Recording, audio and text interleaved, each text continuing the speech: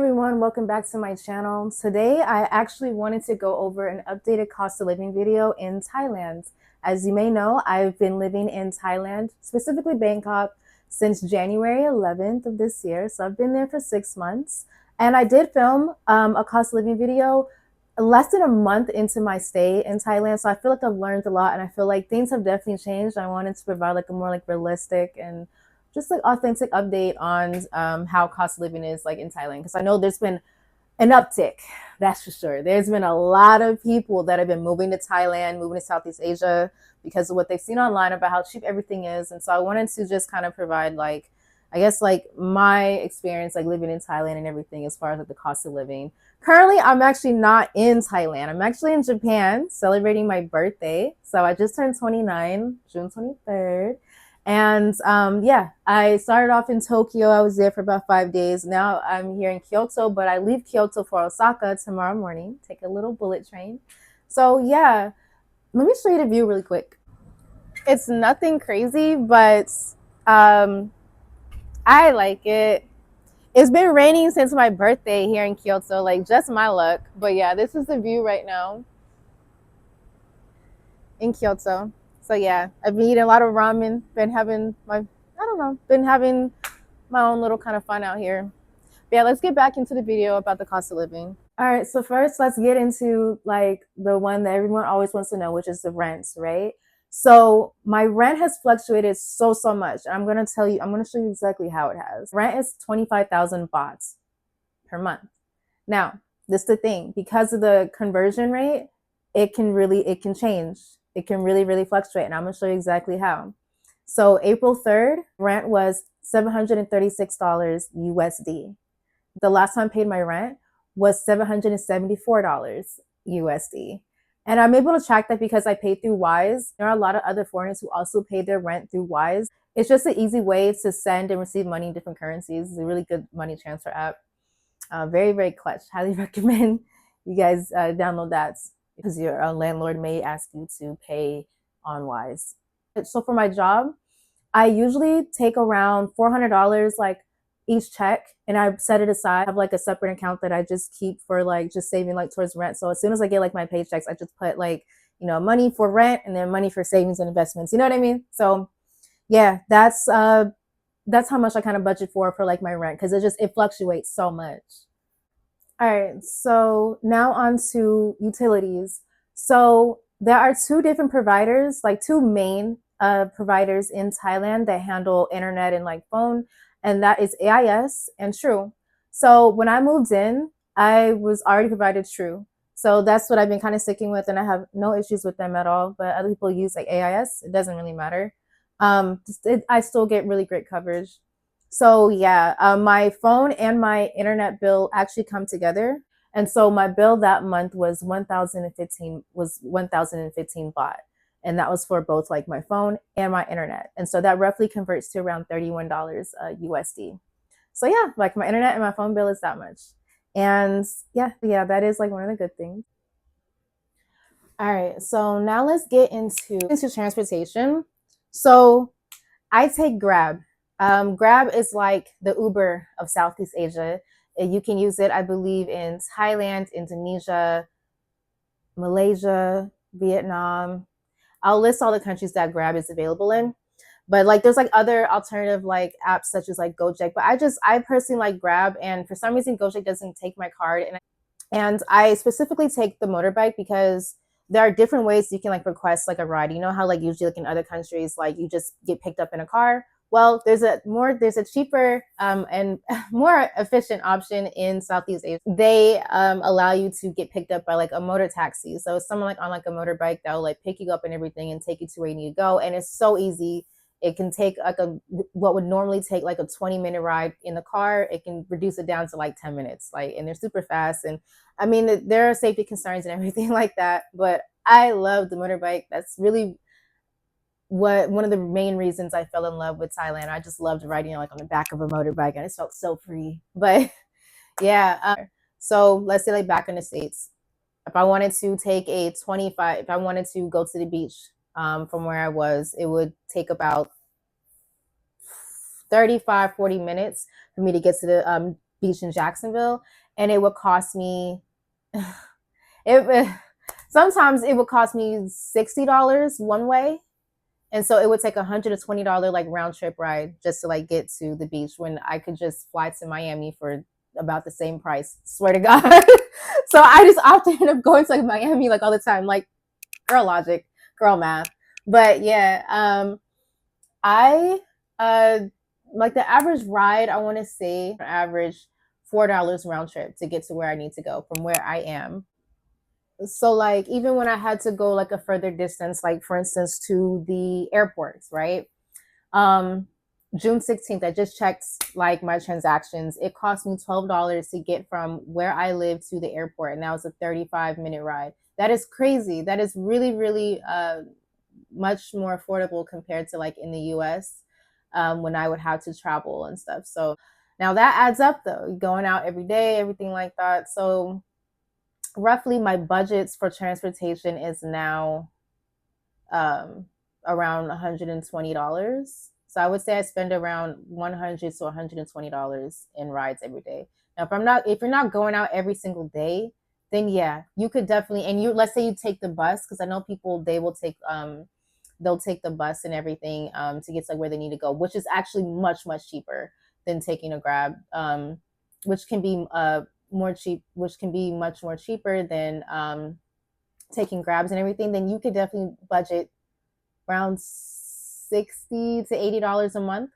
Yeah, but I like to take Grab. I just find it convenient. I love the motorbikes, everything like that. So yeah, actually the bus is right next to me. But yeah, so that's how much I paid for that. So my water bill was $3 for 3 months. Next, let's get into food. Now, I eat out all the time. A lot of us living in Bangkok, like we eat out a lot. I like to go to like local Thai restaurants, but then I also like to um, go to rooftop restaurants. But now I've actually, ever since I turned 29, I've decided to make a decision. I've decided to make some decisions, and I don't really think I'll frequent the rooftop restaurants anymore. I'm tired. I'm burnt out.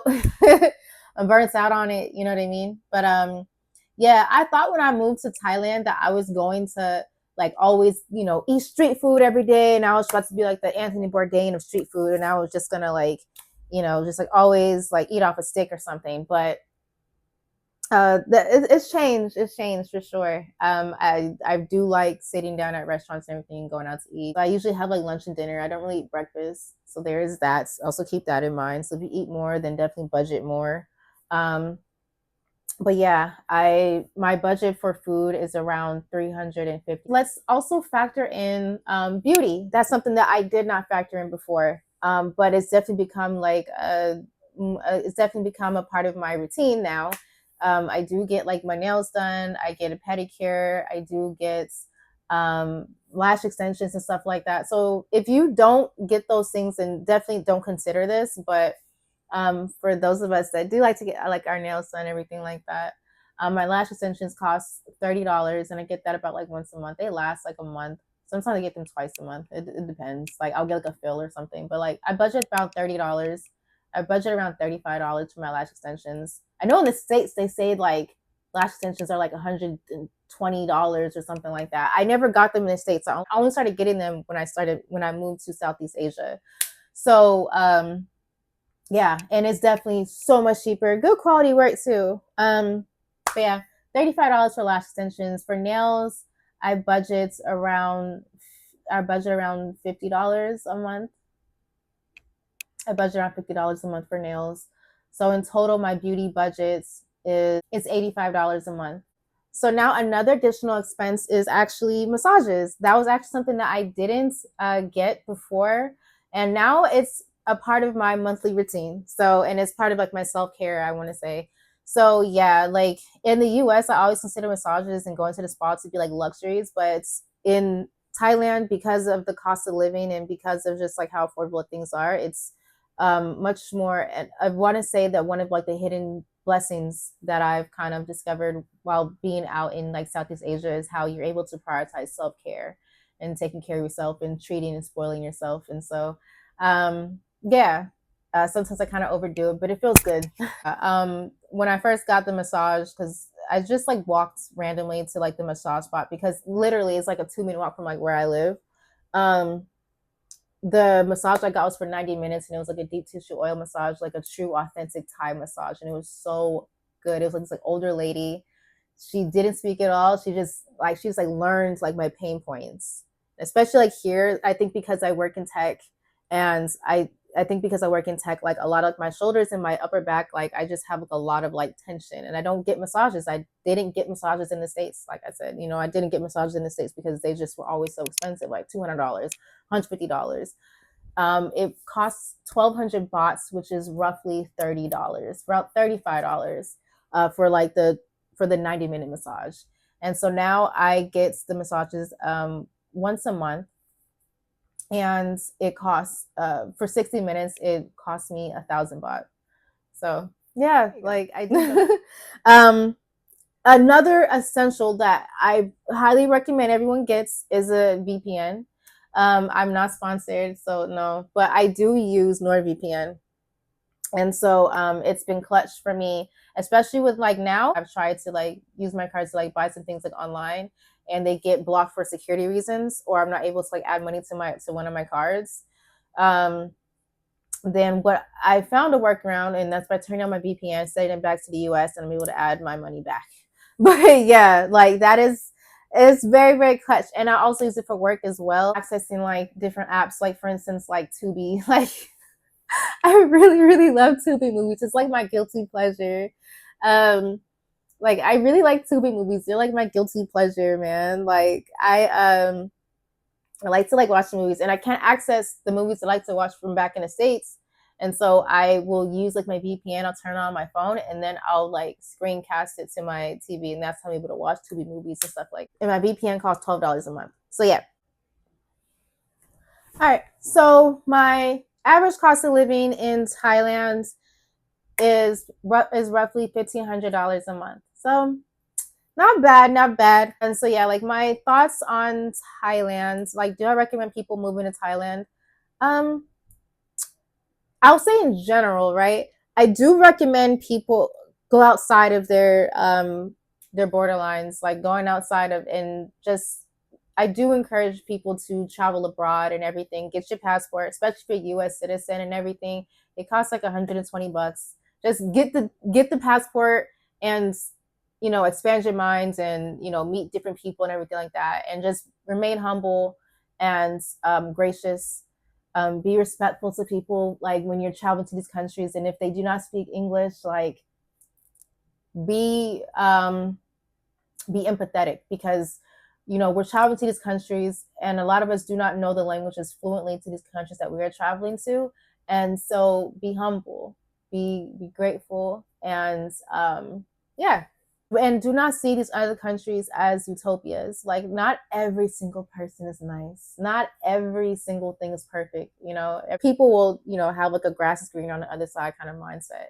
And it's not always the case. Also keep in mind that my budget is, as a single woman, I'm in my 20s and everything, relatively healthy, hopefully. And so it may be different depending on if you have health issues and you require, maybe you have to budget for like medication, or let's say, for instance, you have kids, or let's say you want to live like in a more expensive or in a less expensive apartment or condo in Thailand, or get a house or whatever. Then just budget accordingly and everything, and just be loose, be a little bit loose with your budget, especially with the rents. If you're paying rent, it just is going to fluctuate. It won't be the set price every time. So yeah.